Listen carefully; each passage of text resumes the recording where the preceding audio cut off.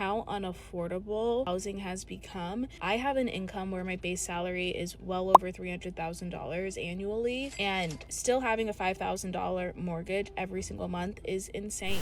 And it has a 6.25% fixed interest rate, which feels criminal. My mortgage on my starter home is $4,845 every single month here in Columbus, Ohio. And one of the things that I think is so frustrating for me is when I talk to people who bought homes in 2015, 2014, or people who are older than me. I'm 28, or people who are in their late 30s, early 40s. And it's just you guys really don't understand how unaffordable housing has become. My house years before I bought it was a $300,000 house, and it still is a $300,000 house because there were no updates made to the home whatsoever. It had all of the original things in it, and it was so outdated. And it's just one of the things that I feel is really frustrating for me to look around and see. I have an income where my base salary is well over $300,000 annually, and still having a $5,000 mortgage every single month is insane. Ma'am, now we not just gonna skip. There's so much that I am confused about here. For one, you was about to get paused right when I read here my starter home mortgage is $4,845. Now, and I was trying to let it play for the plot, and it still don't make sense because she continued to say that her home is around $300,000. So let's just say your total house cost $300,000. How does that equal, $4,845 a month? And I'm saying that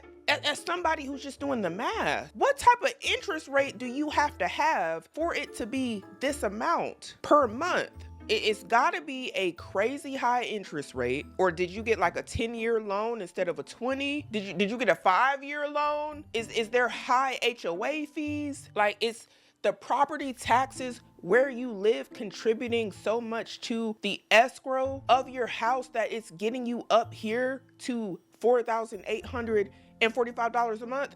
Is it the home insurance? At this point, the math, man, I had to put on my glasses, and the math on that is interesting. And I'm not here to accuse anybody of not being truthful or anything like that, because let's just say she's telling truth. It could be any of the other factors that I just spoke about. It just doesn't make sense for it to be this high for that sort of home price. Depending on when she got the home, she could be, I could see 2,000. I could see 2,000 a month easily 2,000. But this, ma'am, you're almost at $5,000 a month for a house that's 300,000. And I know a lot of y'all have homes that are around that price.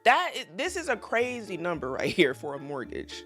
This is a lot. Additionally, we not just finna skim over the fact she said she made $300,000 a year. So ma'am, you make as much as your home is worth per year? Why is the mortgage so high? And I'm only saying that because if you're making $300,000 a year, and if it's not just her, man, you could buckle down. And this isn't even a conversation anymore. And then the other part of this that we just not gonna skim over is, did you just get on here and act like we wasn't supposed to catch the $300,000 that you make per year? And then, I hear her talking about the struggle, and I'm just pointing it out. I don't think that would be well received. I'm just being honest. Not many people make $300,000 a year, and I feel people will take that as, how are you even complaining? And I do feel people have the right to complain or feel however they feel, but you're complaining while being able to afford a $4,845 mortgage in the first place. How many people can do that? Most people are trying to live off of this amount. This is just your mortgage? Ma'am, this was a choice. I'm just gonna say it was a choice. And saying that this is a starter home, I don't know what the house looked like. But I will say this, starter homes typically aren't this much per month for the mortgage. They're not. A starter home is usually like a 2-3 bedroom house. It needs some work. It got some potential. It's not nothing grand, nothing big. Maybe not the home that you've been dreaming about, your whole life. It ain't got the pool in the back, big chandeliers, high ceilings. It might not have all of that, but it's something just to say, hey, I'm a homeowner. I have a house. I don't have to answer to my landlord. I can paint the walls. That's what it is. that's a starter home. It's not usually this much. And the reason I want to say that is coming from somebody who makes this large amount of money, saying that this is her starter home. But I do want to point out this is not normal, because I think some people might see that and be like, I'll never be able to have even a starter home. Starter homes aren't this much. And the numbers still don't make sense to me. Y'all comment down below. For all the homeowners who know, does this number make sense to you? I'm factoring in, hey, you could have got a high interest rate. How do we come up with this? Is this some sort of other loan attached to this making it that much? It's not making sense. Anyway, let her finish. Particular mortgage every single month for $300,000. Waiting for me to look around and see. I have an income where my base salary is well over $300,000 annually, and still having a $5,000 mortgage every single month is insane. Like, it is so much freaking money. I don't know how people my age, I don't know how this generation is going to be able to save, because childcare and food and gas and everything and electricity, everything is so expensive right now. So how are you even supposed to save to get the down payment? But even if you get the down payment, who can afford these mortgage prices? You. I mean, and I hate to be so quick with it. Somebody that got a lot of money, and everybody ain't got a lot of money. So the question might be who can't. You can afford, and it still don't make sense that you paying this much, but whatever. To me, the people who make a lot of money can afford it. And unfortunately, that's quite the problem. And I agree with her. The normal average person is struggling to figure out how they're going to be able to afford a starter home. These interest rates, along with inflation and everything else, it's hard for people. The cost of living as a whole has gone up, which is part of why homes are sitting on the market. There's a lot of homes for sale right now. And what's crazy,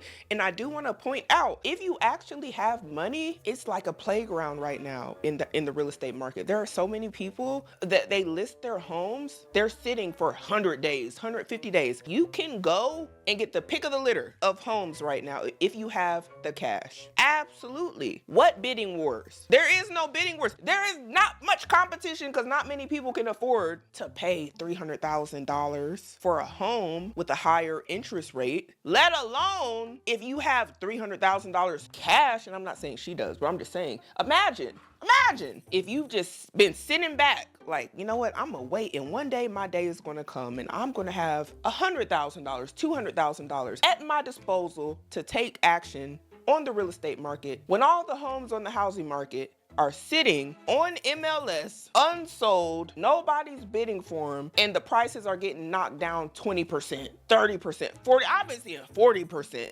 on nice houses. Motivated sellers because some people had situations like, hey, they're getting divorced, somebody lost a job, hey, your job said you had to come back to work, all sorts of reasons that create a motivated seller. And essentially a motivated seller, y'all, is just a seller who is like, I need to get rid of this house time now. I need it going yesterday. I need somebody to buy it 2 weeks ago. And like the saying goes, desperate times call for desperate measures. So what happens when you want to get the house? We see people over here talking about, you can get my car and the house. I'm like, what is going on? There are people saying they will give you the furniture and the house. They're getting creative. We got people like, hey, we're gonna try to find a way for you to get this low interest rate just so you can get in the house that I got in when the interest rates was low. I'm gonna try to figure a way to get you that interest rate just so you can take over this loan. The stuff that's going on right now is crazy, but not everybody has the resources to participate. That's the average person. Because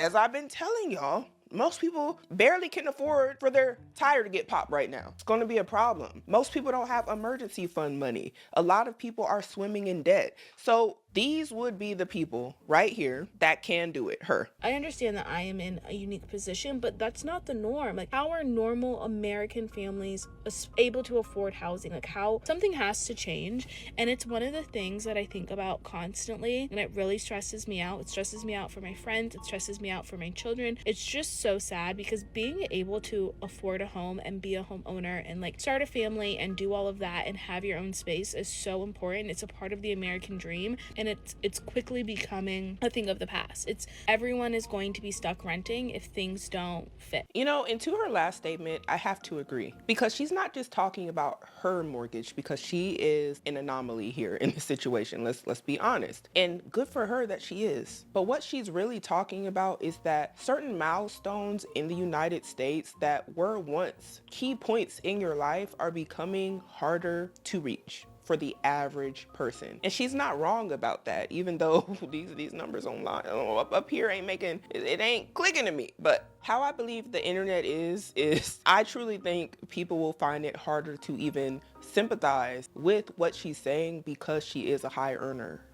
I haven't looked at the comments yet, but I feel like it's going to confirm my thoughts. Because just think about it, y'all. The median income, household income, is somewhere around $80,000 to $90,000, and she is making, according to her, $300,000 a year. Several times what most people bring into their household. And the reason I want to talk about that is because if somebody gets online saying they make $300,000 per year and they're like, yeah, you know, essentially just even giving a hint of, hey, I'm feeling the squeeze at 300,000, the average person is going to be like, there's no hope for me. And I just think that's what most people would think, honestly. And I say that in the most objective way. I'm just the outsider looking in. Now, her caption here says, the American dream is becoming unaffordable and I'm losing sleep over it. And again, I think it's fair still for her to say that she's losing sleep over it, even though it may not be impacting her the same way as many other people, because I believe that's coming from a lens of her saying, hey, what about my kids? What about my family? What about my friends? Yes, I may be able to afford this because I make a large income of money, but my kids might not be able to. My friends, my family, they might not be able to. So I think that is where she's coming from. I'm just trying to, give her some grace, because I just know how the internet can be. Now, here is the confirmation. Exactly what I was saying. Somebody here said $300,000 per year and struggling is crazy work. And they say she shouldn't be on here complaining she can't relate. That is really exactly what I thought they was gonna say.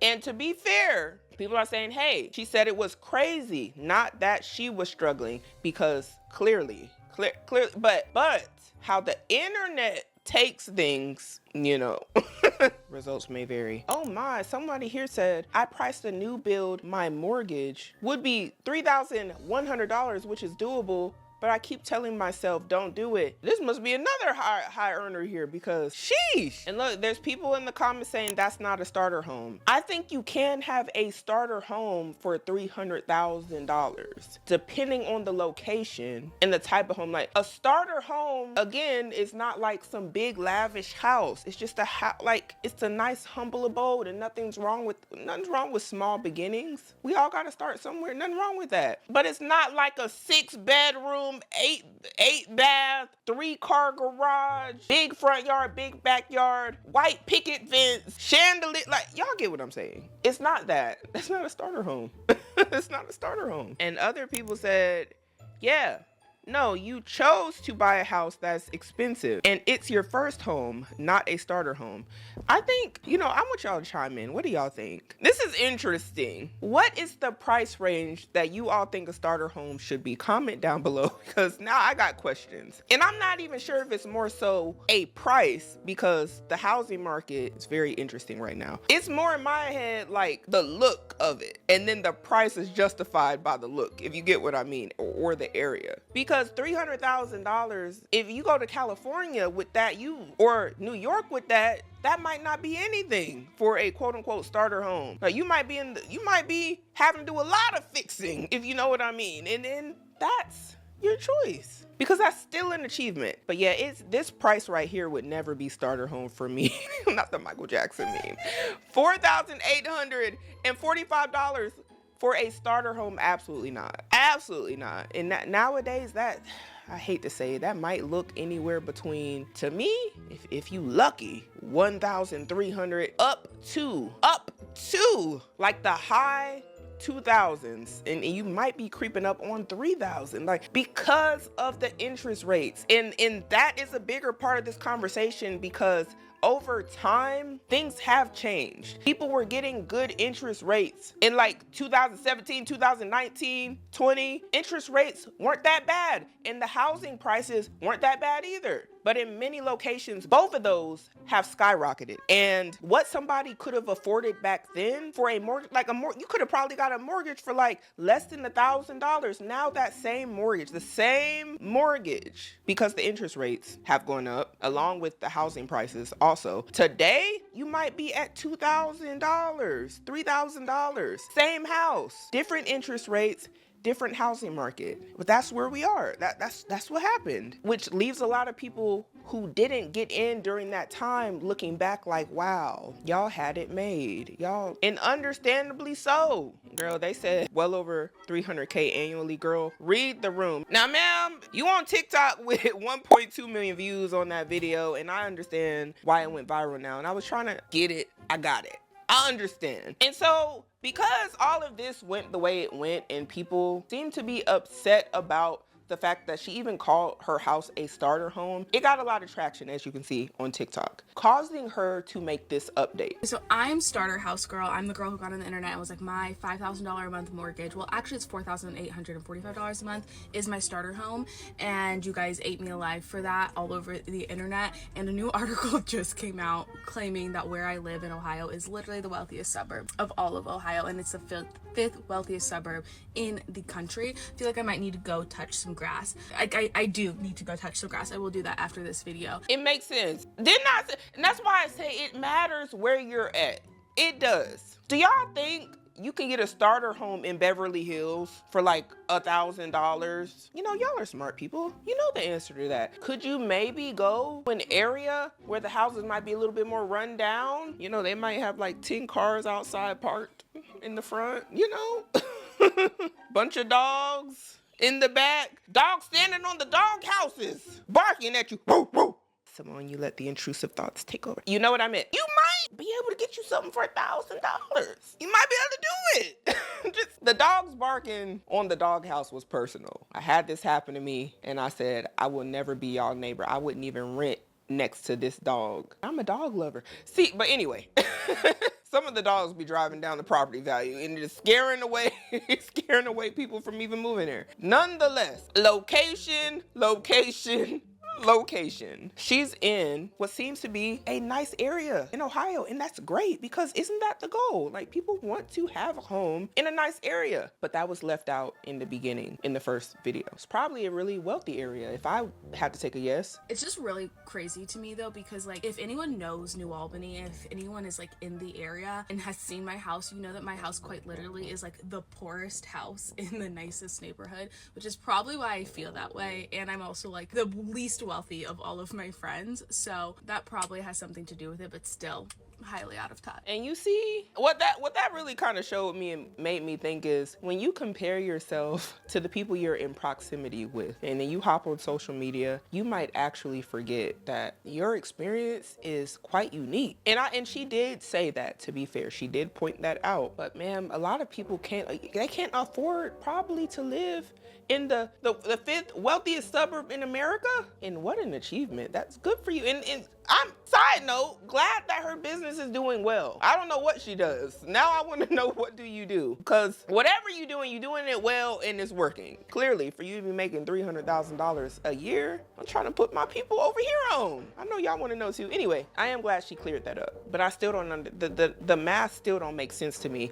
Like, ma'am, is you in an HOA? Because why is your mortgage so high? Did you get hit with like a 12% or something, and then like you got high HOA fees and high property taxes, or like high home insurance? And the reason I'm bringing this up, for all of you who may not know, these are things that do contribute to your mortgage. They do. Like, if your home insurance is high, your property taxes are high because you live in a wealthy area. And a lot of the time when you live in a wealthier area, you might have HOA fees. Maybe that's attached. I don't know. But these are all factors. And then you also could have a higher interest rate. And then there are different types of loans, y'all. You got a 10 or a 20, because the 4,000 still is sending me It's sending me. That's what I want clarification on, and I'm being nosy because it's frustrating. I've never seen that amount for a $300,000 house. I'm like, did they roll over some debt into the house loan? Like, what? On the bright side, she seems to be able to afford it. That's a blessing. Let's make a $9,691 mortgage payment together. Hi, if you're new here, I'm Elitza. I'm the 29-year-old CEO of Ivory Paper Co., which is a multi-million-dollar stationery business. And back in August, I bought my starter home, and she is a hefty mortgage. My mortgage every single month is $4,845 every single month. And it has a 6.25% fixed interest rate, which feels criminal because all of my friends who bought couple years before me have literally 3% or 2.9%. So she got a 6.25% or 6 point something. And ma'am, that still don't make sense. I'm like, even on the high end, maybe you would be around 300,000. Like, it gotta be something else. Gotta be something else. It's not the interest rate. Allegedly, maybe high property taxes because you live in a nice, wealthy area. Goodness. So, even though I'm not an anti-debt kind of person, I think debt is just realistic for many Americans, but also can help us have things like homes. Like a mortgage is not a bad thing. I still just am not happy with it and I want to pay it off. My goal is to pay off my mortgage in 5 years and I've been bringing you guys along on that. I took a little bit of a break, but today we are back and we are making an extra mortgage payment. So like I said, this mortgage payment is totaling out to be $9,691. I'm pulling $1,200 from one of my savings accounts and then I'm pulling the rest from my checking account. Cool thing is this singular extra payment saved me over $11,000 in interest. I love seeing this all add up. I need to know what y'all think about this down below. Do y'all think that, what is a starter home range? What is the price range? What does that even visually look like to you? How many bedrooms? How many bathrooms? Is it a backyard, front yard, no yard? I got questions now. Or is it a dog, your neighbor's dog, in the backyard with the metal fence, standing on his doghouse barking at you? I got questions. And I need answers. So y'all know what to do down below. But one thing we do have to do, we got to start making better decisions today in order to have a better future.